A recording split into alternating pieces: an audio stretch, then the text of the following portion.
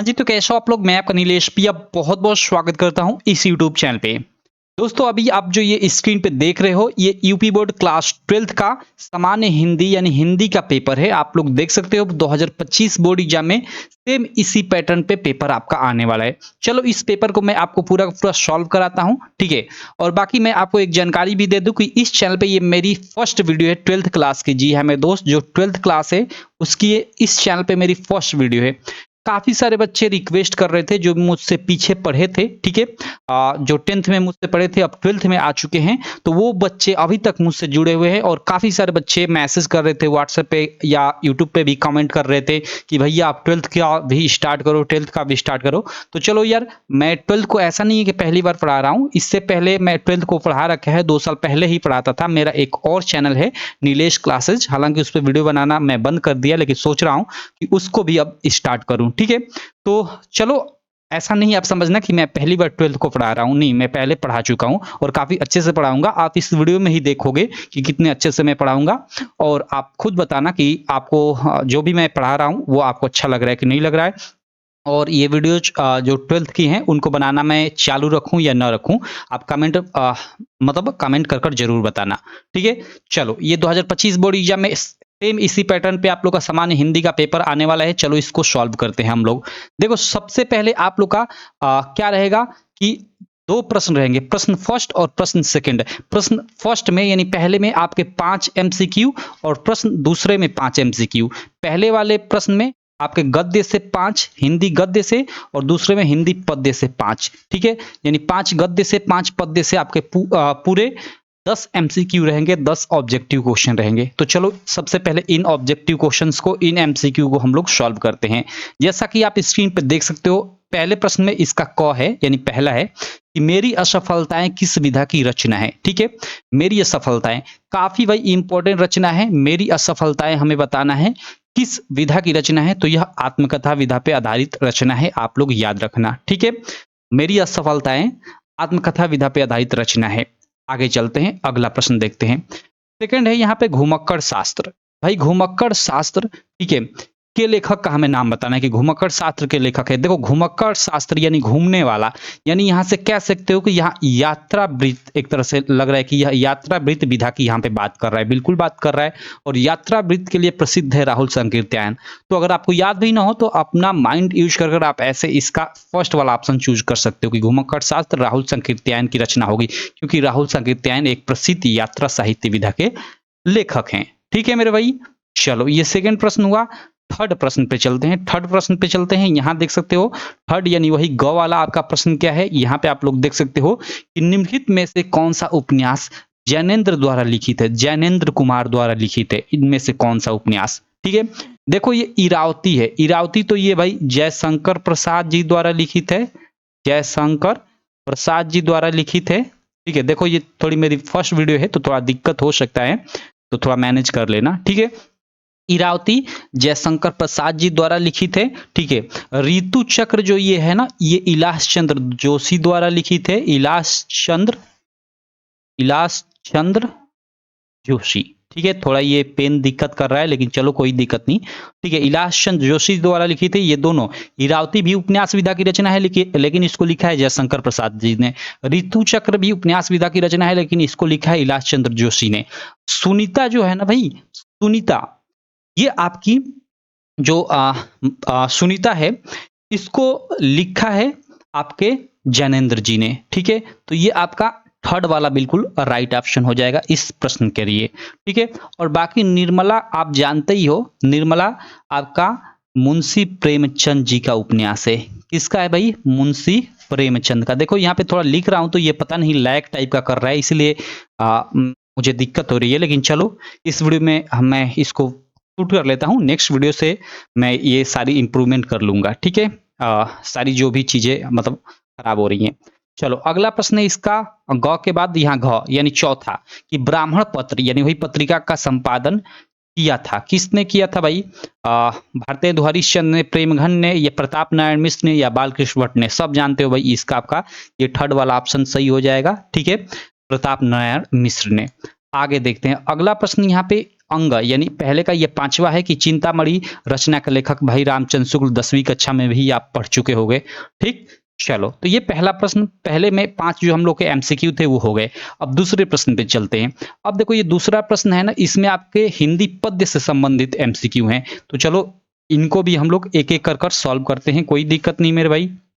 इसमें पहला प्रश्न देख सकते हो कि अयोध्या सिंह उपाध्याय हरिऔध की रचनाएं, भाई वैदेही वनवास, इनकी काफी प्रसिद्ध काव्य विधा की रचना है वैदेही वनवास। ठीक है, बाकी देखो यहाँ पे जो ये कमायनी है, इसको आप सब लोग जानते हो भाई कि कमायनी जयशंकर प्रसाद जी का काव्य है। ये जयशंकर प्रसाद जी का काव्य है मेरे भाई। और ये आपका देखो कश्मीर सुषमा, ठीक है, अगर कश्मीर सुषमा की बात करें तो ये श्रीधर पाठक की काव्य है, श्रीधर पाठक जी का है। और वहीं पे अगर प्रेम माधुरी की बात करें तो ये आप क्लास 9वीं में इस नाम से एक चैप्टर ही है, आपने पढ़ा होगा, भारतेंदु हरिश्चंद्र की रचना है, भारतेंदु युग की। ठीक है, भारतेंदु हरिश्चंद्र। क्लियर है मेरे भाई? चलो तो ये दूसरे का क हो गया। 1 मिनट मैं चेक कर लेता हूँ कि रिकॉर्डिंग ठीक से हो रही है ना। हाँ, कोई दिक्कत नहीं है। चलो उसके बाद देखो यहाँ ख क्या है कि सरोज स्मृति कविता के रचनाकार है। सरोज स्मृति कविता के रचनाकार का हमें नाम बताना है, तो वो है सूर्यकांत त्रिपाठी निराला जी। पहला ही ऑप्शन सही हो जाएगा। उसके बाद अगला इसका तीसरा प्रश्न यानी गौ वाला, उपमान मैले हो गए, किसकी काव्य पंक्ति है? ओके, ये काव्य जो आपके है ना उनमें से एक पंक्ति दे दी है और पूछ रहे कि ये किसकी काव्य पंक्ति है। उपमान मैले हो गए। ठीक है, ये आपका गौ वाला प्रश्न है। तो देखो ये अज्ञेय जी की पंक्ति है। सच्चिदानंद हीरानंद वात्स्यायन अज्ञेय इनका पूरा नाम है, शॉर्ट में अज्ञेय लिख दिया जाता है। ठीक, चलो उसके बाद देखो अगला प्रश्न है यहाँ पे। अगला प्रश्न आप स्क्रीन पे देख सकते हो। यह क्या है? यह प्रश्न है कि एकांतवासी, ठीक है, एकांतवासी योगी किसकी रचना है? एकांतवासी योगी किसकी रचना है ये हमें बताना है। तो देखो जो एकांतवासी योगी है ये भी श्रीधर पाठक जी की रचना है। ठीक है, उसके बाद ये अंतिम प्रश्न है इसमें कि हिंदी काव्य के किस कालखंड को स्थूल के प्रति सूक्ष्म का विद्रोह कहा जाता है? स्थूल के प्रति सूक्ष्म का विद्रोह कहा जाता है, किस कालखंड को कहा जाता है? तो क्षयवाद को। ठीक है, क्षयवाद को स्थूल के प्रति सूक्ष्म का विद्रोह का कालखंड कहा जाता है। तो आप ये क्षयवाद काल आप मतलब टिक करोगे। तो ये रहे हम लोग के 10 एमसीक्यू शुरू के। ठीक है मेरे भाई, मैंने डिटेल में पूरा अच्छे से सॉल्व करा दिया। बाकी चलो अब आगे के ये जो प्रश्न है इनको भी बता देता हूं मैं। ठीक है, कि आपका कैसे आपके एग्जाम में आएगा। बाकी देखो आगे चलने से पहले मैं आपको एक और चीज दिखा देता हूं। ये हमारी ऐप है। ठीक है, यहाँ 1 मिनट देखो, अब स्क्रीन पे आपको हमारी ऐप दिख रही होगी। इसका नाम आप लोग स्क्रीन पे देख सकते हो, यूपीएमएसपी स्टडी। नाम क्या है ऐप का? UPMSP study. ठीक है, आप गूगल प्ले स्टोर पे इसे सर्च करना, आ जाएगी, इसे डाउनलोड कर लेना, या इस वीडियो के डिस्क्रिप्शन बॉक्स में भी मैं इस ऐप का लिंक डाल दूंगा, उस पर भी क्लिक कर आप डायरेक्ट प्ले स्टोर पे चले जाओगे और वहां से इंस्टॉल कर लेना, या और ऐप में जाकर आप रजिस्ट्रेशन सबसे पहले कर लेना। इस ऐप में ही आपको आपके सारे के सारे प्रीवियस ईयर पेपर मिल जाएंगे। ठीक है, हालांकि अभी केवल मैंने एक ही हिंदी का डाल रखा है, धीरे धीरे सब डाल दूंगा। उसके अलावा मैं नोट्स, फ्री नोट्स का एक सेक्शन है, इसी में नोट्स में मैं कंटिन्यू अभी नोट्स डाल रहा हूँ। कल ही काम किया था मैंने, आपका बायोलॉजी का चैप्टर 1 का, फिजिक्स का चैप्टर 1 का पूरा का पूरा फुल नोट्स डाल दिया है, और अभी मतलब शाम तक 4-5 और चैप्टर का डाल दूंगा। ठीक है, और यहाँ पे आपका एक पेड बैच भी मिल जाएगा, क्लास 12 का अर्जुन बैच। अगर आप उसे ज्वाइन करना चाहोगे तो कर लेना, आपका मन। मात्र उसकी प्राइस मैंने 99 रुपए रखी है। ठीक है, जिसमें आपको आपका सारा का सारा प्रीवियस ईयर पेपर का, हर एक सब्जेक्ट का सातों कोड का, जैसे हिंदी का 2024 में भी पेपर हुआ है ना, तो पूरे यूपी में 7 कोडों का पेपर आया हुआ है, तो 7 कोडों का सॉल्यूशन आपको अच्छे से मिल जाएगा।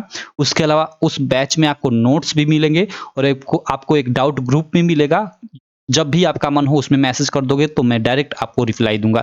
तो ये सब चीजें मिलेंगी अर्जुन बैच में। तो आप अर्जुन बैच भी वहां पेड क्लासेस में जाकर ज्वाइन कर सकते हो, जिसकी प्राइस मात्र 99 रुपए होने वाली है। और आप चिंता ना करो, क्लास 12 के लिए अब मैं कंटिन्यू वीडियो बनाने वाला हूँ। ठीक है मेरे भाई, चलो तो ये मैं इसको हटाता हूँ और बाकी हम लोग आगे देखते हैं आगे की चीजें।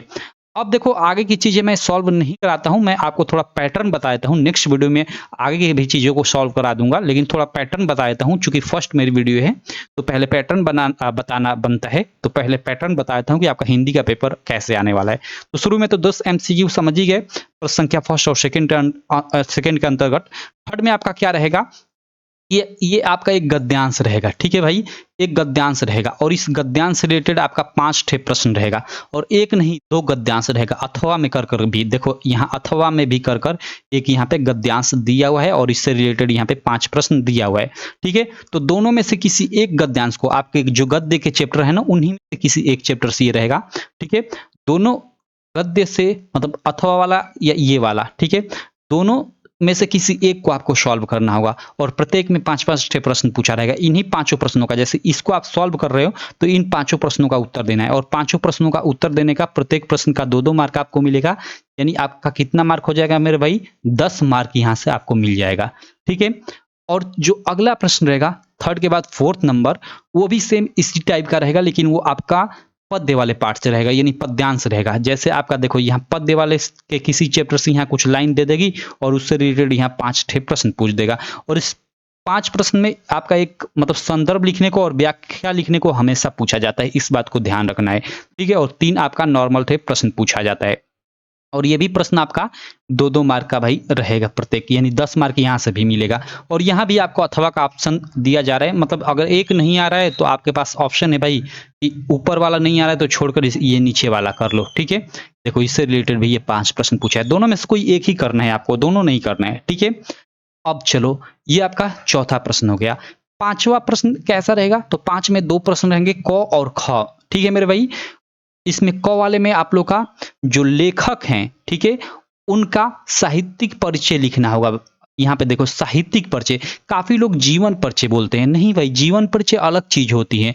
यहाँ साहित्यिक परिचय मतलब वहां उनके साहित्य पे फोकस करना है, साहित्य पे फोकस कर कर चीजें लिखनी है। और जीवन परिचय क्या होता है कि उनके जीवन के बारे में लिखना होता है, जीवन के बारे में फोकस कर कर। वो 10th क्लास में आप कर चुके हो, यहाँ पे आपको साहित्यिक परिचय लिखना होगा। कैसे लिखना होगा मैं बताऊंगा। काफी लोग बोलते हैं जैसे मतलब कि आप साहित्यिक परिचय लिख दो और जीवन परिचय दोनों लिख दो, ठीक है वो भी कर सकते हो, लेकिन केवल साहित्यिक परिचय बोल रहे तो आप जीवन परिचय क्यों लिखोगे। ठीक है, ये गलत चीज है, तो केवल साहित्यिक परिचय लिखना होगा आपको। ठीक, और अधिकतम शब्द सीमा 80 देखो दे रखी है, मतलब 80 शब्दों में आप लिख सकते हो। तो ऐसा नहीं कि 80 की 80, 80 से अधिक भी हो सकता है, 100 भी हो सकता है, ऐसा नहीं है। ठीक है, तो ये आपका 5 मार्क का होगा ये प्रश्न, और ये भी 5 मार्क का होगा। जैसे यहाँ लेखक का साहित्यिक परिचय लिखना है, उसी प्रकार यहाँ कवि का साहित्यिक परिचय लिखना है। ठीक है मेरे भाई, तो ये 5-5 10 मार्क का आपका साहित्यिक परिचय से प्रश्न होगा। प्रश्न संख्या जो 6 रहेगा, ठीक है, ये आपका देखो आपकी जो कहानियां, जैसे ध्रुव यात्रा हो गई, बहादुर पंचलाइट या फिर लाटी, जो कहानियां हो गई उनका उद्देश्य से लिखने को आएगा या उन पे प्रकाश डालने को आएगा। तो सिंपल है, जो कहानी है उसको आप एक बार पढ़ लो और एग्जाम में चाहे वो उद्देश्य से पूछे या फिर प्रकाश डालने को या टिप्पणी लिखने को पूछे, सारांश आप अपने हिसाब से बना बना कर लिख लो कि उस कहानी में क्या थी, कैसे कौन कौन पात्र थे, आप डिटेल में लिख दो, आपको 5 मार्क मिल जाएगा। ठीक है मेरे भाई, तो ये आपका एक प्रश्न रहेगा 6 नंबर। 7वां प्रश्न तो आप जानते ही हो, ये आपका स्वपठित खंड काव्य हर जिले का अलग अलग होता है, तो देख लेना आप किस जिले से हो, उस जिले का खंड काव्य याद कर लेना और जो भी प्रश्न पूछे उससे आप मतलब लिख देना उसका आंसर। 8वां प्रश्न रहेगा, इसमें 2 प्रश्न रहेंगे। ठीक है, ये आपका खंड ख स्टार्ट हो जाता है। अब तक पहले मतलब हम लोग देख रहे थे वो खंड क था। इसमें देखो, इसमें आपका क्या रहेगा, इसमें आपका जैसे हिंदी में पीछे संस्कृत वाला भी पार्ट है, जिसको आप संस्कृत दिग्दर्शिका बोलते हो। ठीक है, या हिंदी की संस्कृत भी कह सकते हो। तो उसमें जैसे कुछ चैप्टर हैं तो हिंदी उसमें जो श्लोक है उनको पद्यांश बोला जाता है और जो नॉर्मल जैसे चैप्टर है उनको मतलब गद्यांश बोला जाता है। तो देखो जैसे ये आपका ये मदन मोहन मालवीय वाला चैप्टर से ये लिया गया है। ठीक है, युवा का मालवीय, तो ऐसे ये पहचान सकते हो। ठीक है, तो यहाँ पे देखो ये दिया गया है, या अथवा कर यहाँ भी एक ये मतलब कुछ पंक्तियां दी गई है।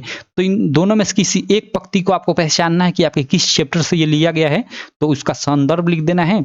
और इसमें संदर्भ लिखते समय लेखक या कवि उवि का नाम नहीं लिखना होता है। ठीक है, नॉर्मल सा संदर्भ लिखना होता है।